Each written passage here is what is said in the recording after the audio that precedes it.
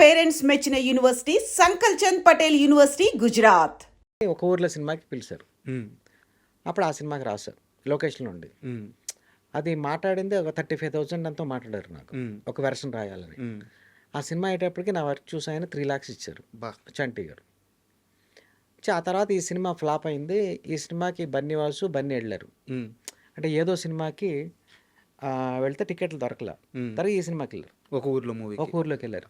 Plan లేదు, సడన్గా వెళ్ళారు. డైలాగ్ బాగుంది అని చెప్పి నాకు మార్నింగే బన్నీ వాసు ఫోన్ చేశారు. నేను బన్నీ వాసు అండి, ఇలా బన్నీ మిమ్మల్ని అడిగారు ఒకసారి రమ్మన్నారు అంటే వెంటనే ఇది మనల్ని పిలవడం అంటే అని వెళ్ళాను. వెళ్తే ఇలా హ్యాపీ నో సినిమా చేస్తాం, మీరు డైలాగ్ రాయాలి అన్నారు. అంతే రాశాను. రాస్తే ఫస్ట్ హాఫ్ నేరేషన్ ఇవ్వగానే వాళ్ళకి పిచ్చి పిచ్చిగా నచ్చినాయి. నచ్చి నాకు అప్పుడే కన్నాకన్ గారిని వీళ్ళు పరిచయం చేశారు. ఓకే. సో అలా రాసాము. అక్కడి నుంచి డైరెక్టర్ గారు నాకు పరిచయం. ఇంకా అది కంటిన్యూ అయ్యాం అక్కడి నుంచి. అల్లు అర్జున్ గారికి టికెట్ దొరకపోవడం మీకు అదృష్టం అయింది. అది కరెక్ట్, నాకు అదృష్టమైంది. వాళ్ళు చూస్తుంటే వాళ్ళు చూడకపోతే నన్ను పిలిచేవాళ్ళు కాదు. కరెక్ట్. బాగా చేస్తారు అప్పుడు రాసినప్పుడే. ఇంకా లొకేషన్లో కూడా ఉండి రాసాం అది. అయితే ఒక చిన్న డౌట్ సార్, ఇదే హ్యాపీ సినిమాకి నాకు తెలిసి అప్పటికే కోనా వెంకట గారు ఉన్నారు, కొంతవరకు చేస్తున్నారు. అవును.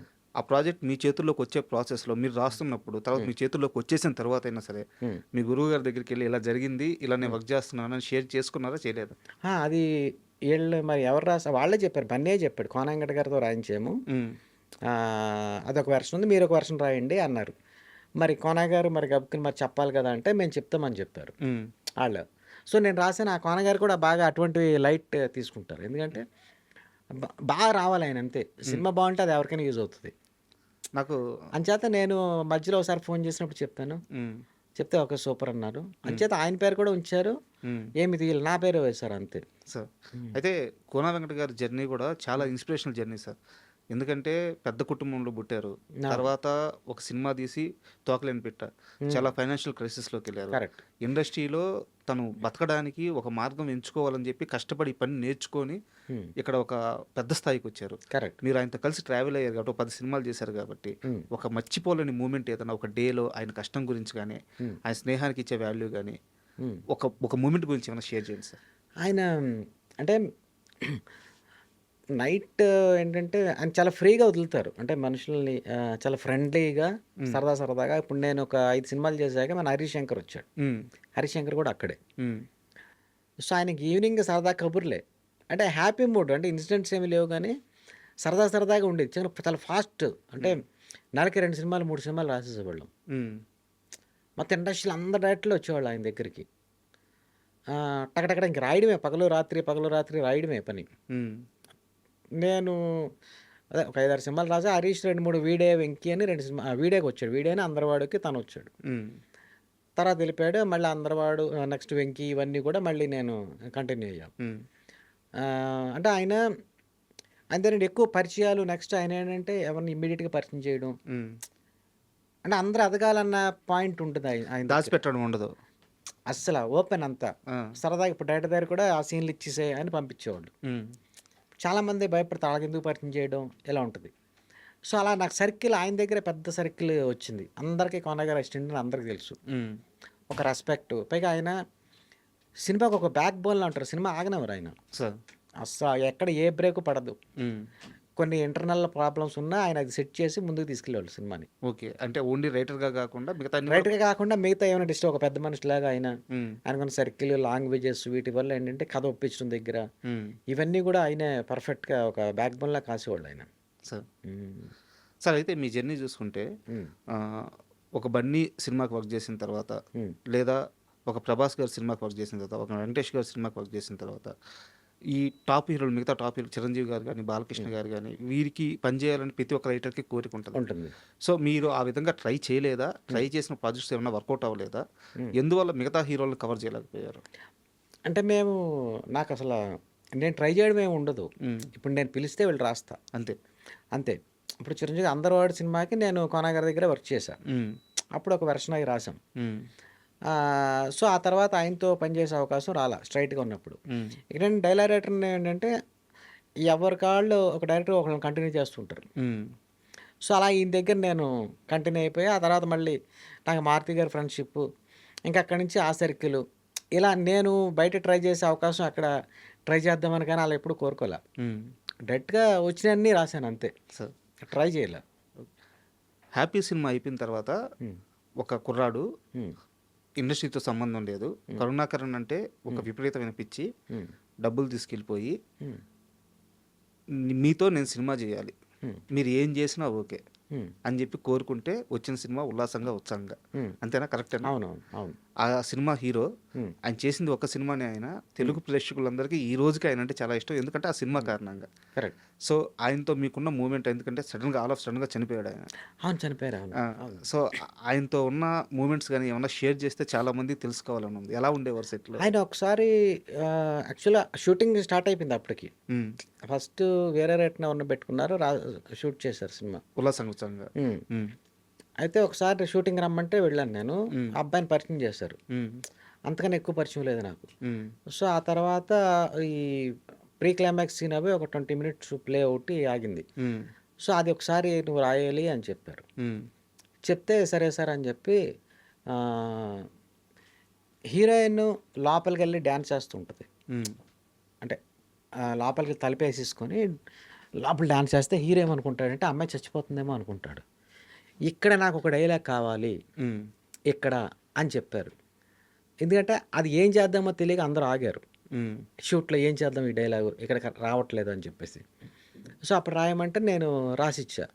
రాసి ఇది అద్భుతంగా ఉంది, ఇది అసలు భలే ఉంది అంటే అక్కడి నుంచి కిక్ వస్తాయి. అంటే క్లైమాక్స్ ఏం చేయాలో తెలియట్లా. అవును.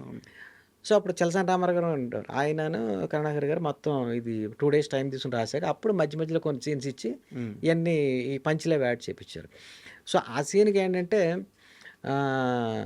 అంటే ఆ డైలాగ్ అది విచిత్రంగా ఉంటుంది. అంటే ఆ టైంలో అది రాయగలిగేమో తెలియదు. అంటే అందులో కూడా ఏంటంటే ఒక మనిషి, ఒక అబ్బాయి తన లవ్ ఎంత పీక్గా ఉంటుంది. ఇప్పుడు అది లైన్ తెలుసు కదా మీకు. అవును. ఒక అమ్మాయి ఒక చిన్నప్పుడు ఒక అబ్బాయిని లవ్ చేస్తుంది, అతని కోసం వెయిట్ చేస్తుంటారు. వెయిట్ చేస్తుంది. హీరోలేపు అమ్మాయిని లవ్ చేస్తే ఆ అమ్మాయి ఏమో నాకు చిన్నప్పుడు ఫ్రెండ్ ఉన్నాడు అని చెప్తుంది. చెప్తే సరే ఈ డైలాగ్ చెప్తాడు. చెప్తే ఎన్నిసార్లు చెప్పినా సరే నా అబ్బాయి దగ్గర తీసుకెళ్ళు, నీది నిజంగా నిజంగా లవ్ అవుతుంది. ఇటు తీసుకెళ్తారు. ఈ ట్రావెలింగ్లో ఈ అమ్మాయి ఇటుతో లవ్లో పడుతుంది. కరెక్ట్ అక్కడేమవుతుంది, అబ్బాయిని రీచ్ అయిన తర్వాత అబ్బాయి బ్యాడ్ అని ఉంటుంది. సో వాళ్ళే పెళ్ళి ఆపేస్తారు. సో అప్పుడు ఈ అమ్మాయి డోర్ వేసుకుంటుంది. డోర్ వేసుకున్నాక ఇక్కడ ఇప్పుడు ఈడు తలుపు కొట్టి డైలాగ్ చెప్పాలి. అది ఎలా చెప్పాలి, అందులో ఈ లవ్ వ్యక్తం కావాలి. సో ఆ అమ్మాయి ఏమో చచ్చిపోతుందని ఈడు అనుకోవాలి. ఇక్కడ ఒక డైలాగు, ఈ డైలాగ్ విని మన అమ్మాయి ఇంకా పూర్తిగా ఇతని వైపు టర్న్ అవ్వాలి. సో అక్కడ వీడు చెప్తాడనమాట, ధనలక్ష్మి అమ్మాయి పేరు. తన ఎందుకు అలాగా తలుపేసుకున్నావు, ఏది చేసుకోవద్దు, సూసైడ్ చేసుకోవద్దు అని, ప్రేమించినోడు చచ్చిపోతే సూసైడ్ చేసుకోవాలా. ఇప్పుడు అమ్మాయి డ్యాన్స్ చేస్తూ ఉంటుంది. ఇదే పాప ఇలా అనుకుంటున్నాడు, ప్రేమించడం దక్కపోతే సూసైడ్ చేసుకోవాలా, ఇప్పుడు నేను నిన్ను ప్రేమించాను, నువ్వు నాకు దక్కలేదు కదా, దక్కలేదని నేను సూసైడ్ చేసుకుంటున్నానా, కాదు కదా, మన ప్రేమని నిజం అని చెప్పడానికి వాళ్ళు ఏదైతే కోరుకుంటారో అది చెయ్యాలి. అలాగే నువ్వు అబ్బాయిని కోరుకున్నావు, సో అతన్ని నేను కలపడానికి నేను ఇక్కడికి వచ్చాను. సో నువ్వు కూడా అలాగే అబ్బాయిని అలాగైనా కలిసేలాగా చేయాలి తప్ప ఇలా చేసుకోకూడదు, ప్లీజ్ నా మాట విను అంటే అప్పటికి ఆ అమ్మాయి ఇంకా నిజంగా ఇంకా ఫీల్ అయిపోయి అమ్మాయి ఇంకా బయటకు వచ్చి, అంటే ఒక అమ్మాయి డ్రీమ్లో ఒక అబ్బాయిని ఎలా కావాలని కోరుకుంటుందో, అంటే ఇట్స్ ఏ డేటింగ్ కూడా. ఇప్పుడు డార్లింగ్లో కూడా ఏమవుతుంది, ఇప్పుడు ఈ ట్రెండ్ కనెక్ట్ అవ్వడం కారణం ఏంటంటే ఇప్పుడు ఆడపిల్లల మనస్తత్వం ఎలా ఉంటుందంటే ఇమీడియట్గా లవ్ చెప్పేద్దాం అనుకోరు, చెప్పరు, టైం తీసుకుంటారు. ఈ టైంలో ఏంటి, ఈయన అబ్జర్వ్ చేస్తారు, ఈ క్యారెక్టరేషన్ అంటే మనసులో డేటింగ్ మాట అది అబ్జర్వ్ చేస్తుంటారు. ప్రతిదీ ఈడేం చేసే ప్రతి పని చూస్తారు. సో తన క్యారెక్టర్ అన్నదే ఈడు చాలా మంచివాడు, ఈడు హ్యూమన్ వాల్యూస్కి ఇంపార్టెన్స్ ఇస్తాడు, ఇవన్నీ ఎప్పుడైతే తెలిసినవి మొత్తం డీప్గా ఆటోమేటిక్గా వాళ్ళు ఓకే చేస్తారు. మీకు అలాగే డార్లింగ్లో అలాగే ఉంటుంది. అవును. సో ఈ ఉల్లాస ఉత్సవంలో ఈ రన్నింగ్లో అబ్జర్వ్ చేసింది, ఎంత మంచోడు, ఇప్పుడు అసలు ఈయన వదులుకోకూడదు. ఇప్పటికి కూడా ఆడేమనుకుంటున్నాడు, నేను పెళ్ళి ఆగిపోయి నేను హ్యాపీ ఫీల్ అవుతుంటే నేనేదో చేసుకుంటున్నాను అని మళ్ళీ నన్ను కన్విన్స్ చేస్తున్నాడు, చేసుకోవద్దు ధైర్యం చెప్తున్నాడు. ఇంకా అమ్మాయి ఇంకా లాక్ అయిపోతుంది అన్నమాట.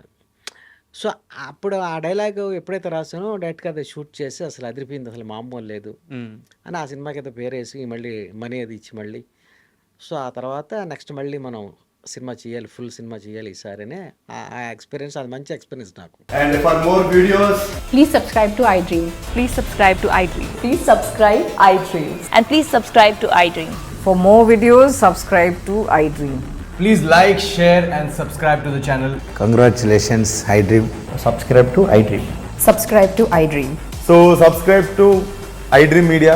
iDream ki iDream team andarki huge congratulations. Please subscribe iDream Media. Please subscribe to iDream. Subscribe iDream. Please subscribe to iDream. iDream అంటే నా కళల ఛానల్ సబ్స్క్రైబ్ చేసుకున్న నోరు తిరుగుతలేదు, మీరైతే గంట గుర్తు కొట్టండి. For more such videos, please subscribe to iDream. Subscribe to iDream. Please subscribe to iDream. Please subscribe iDream Media. Please do subscribe to iDream. Please subscribe to iDream Media. For best entertainment and information, please subscribe iDream. And don't forget to subscribe to iDream.